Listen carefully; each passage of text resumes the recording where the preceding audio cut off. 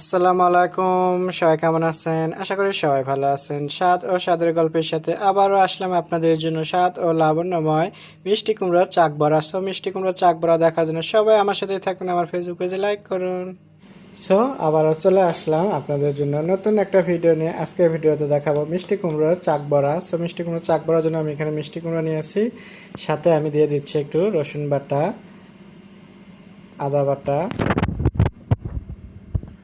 হলুদ পাউডার, মরিচ পাউডার, দিয়ে দিচ্ছি স্বাদ মতো লবণ।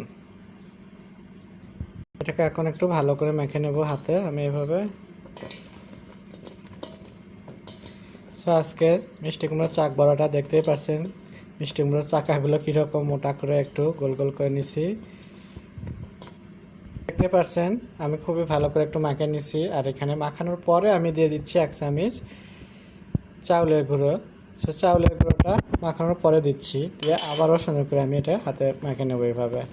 সো এভাবে ভাজলে পান্তরে খুবই সুন্দর একটু মশমশা হয় মিষ্টি কুমড়ো ভাজি চাক বড়াটা, খেতেও ভাল লাগে। সো এভাবে আমি মেখে নিচ্ছি ভালো করে। গুঁড়োটা দেওয়ার পরে আমি এটা আবারও ভালো করে মেখে নিলাম, দেখতেই পাচ্ছেন। এখন চলে যাচ্ছি আমি চুলোতে, বাকিটা চুলোর উপরে দেখাবো। চলে আসলাম চুলোতে, এখানে একটা প্যান বসিয়ে দিচ্ছি, দিয়ে দেখতেই পাচ্ছেন প্যানটা কিন্তু গরম হয়ে গেছে।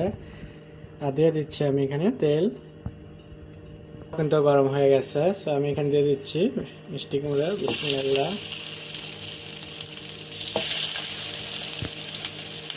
তো এইভাবে আমি যে কয়টা আসবে প্রথমে আমি সেই কয়টা দিয়ে দেবো।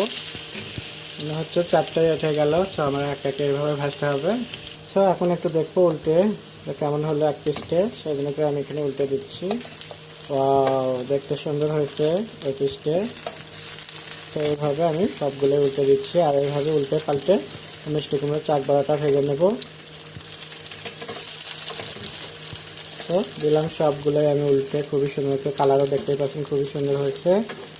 সো দেখতেই পাচ্ছেন এপিট উপিট উল্টে পাল্টে কিন্তু আমি খুবই সুন্দর করে ভেজে নিচ্ছি। কালারটা দেখেন, আর একদম মশমশা হয়েছে এটা, দেখছেন একদম মশমশা। সো আশা করি আপনাদের ভালো লাগবে। এখন আমি এটাকে তুলে পরিবেশন করে দেখাবো।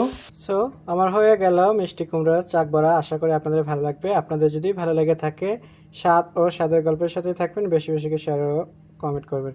নতুন নতুন ভিডিও দেখার জন্য আমার সাথেই থাকবেন। আল্লাহ হাফেজ।